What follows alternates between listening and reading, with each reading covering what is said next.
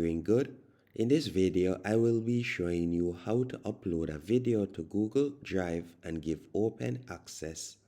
The first thing you want to do once on Google Drive is go over to the top left hand corner and you're going to tap on the plus that says New. From here, you're going to tap on File Upload. Then from there, you can tap where you see Documents and you can search for the section that has in the video.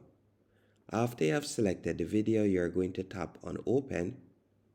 Then from there in the bottom right hand corner, you can see that the video is being uploaded.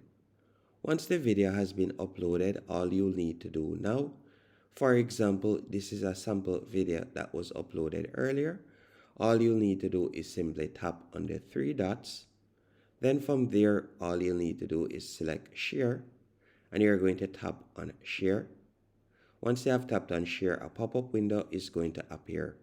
Then right where you see Restricted, you're going to tap right there, and you're going to tap on Anyone with the link.